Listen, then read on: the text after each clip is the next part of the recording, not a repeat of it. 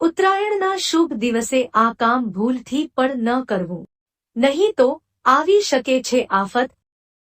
ઘણા તહેવારોમાંથી સૌથી મહત્વપૂર્ણ હોય છે મકર સંક્રાંતિ. મકર સંક્રાંતિને ઉત્તરાયણ તરીકે ઓળખવામાં આવે છે. આ દિવસને દેશભરમાં અલગ અલગ રીતે ઉજવવામાં આવે છે. આ દિવસે શુભ કાર્યોની શરૂઆત કરવા માટેનો દિવસ માનવામાં આવે છે.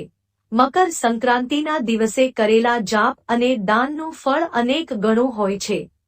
ઉત્તરાયણ પર કેટલાક કાર્યોને કરવા શુભ માનવામાં આવે છે તો બીજી બાજુ કેટલાક કાર્યો વર્જિત માનવામાં આવે છે.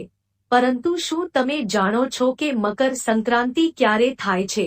સૂર્યનું કોઈ રાશિ વિશેષ પર ભ્રમણ કરવું સંક્રાંતિ કહેવાય છે.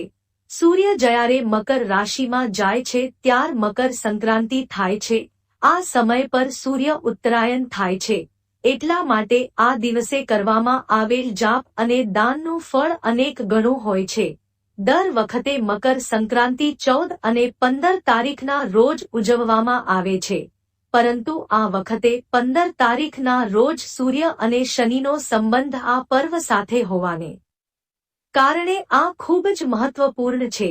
ચાલો જાણીએ એવા કયા કામ છે જે આપણે મકર સંક્રાંતિના દિવસે ન કરવા જોઈએ. આ દિવસે નદીમાં સ્નાન કરીને દાન કર્યા બાદ જ કંઈક ખાવું જોઈએ. સ્નાન કર્યા વગર ભોજનનું સેવન ન કરવું જોઈએ. એવું માનવામાં આવે છે કે આ દિવસે ગંગા કે કોઈ નદીમાં જઈને સ્નાન કરવું જોઈએ.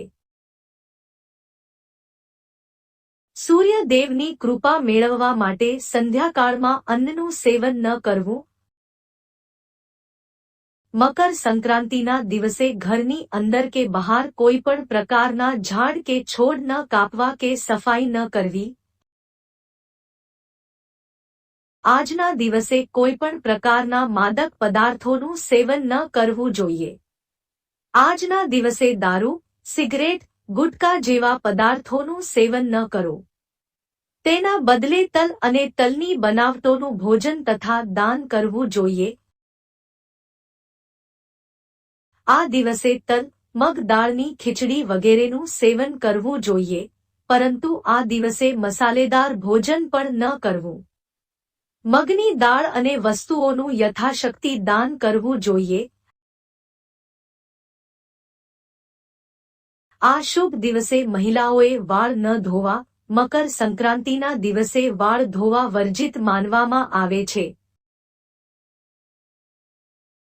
મકર સંક્રાંતિના દિવસે ગાય કે ભેંસનું દૂધ ન દોહવું, કારણ કે આ દિવસે ગાયને ધાન ખવડાવવાની માન્યતા છે અને તે શુભ દિવસ હોય છે.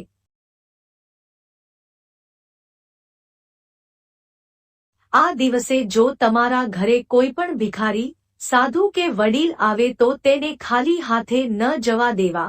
જે તમારું સામર્થ્ય કંઈને કંઈ દાન જરૂર કરવું. આ દિવસે ભોજનમાં પણ સાત્વિકતાનું પાલન કરવું જોઈએ. ભૂલથી પણ લસણ, ડુંગળી અને માંસનું સેવન ન કરવું જોઈએ. આ પ્રકૃતિનો તહેવાર છે અને હરિયાળીનો ઉત્સવ, એટલા માટે આ દિવસે પાકને કાપવાનું કામ ટાળી દેવું જોઈએ.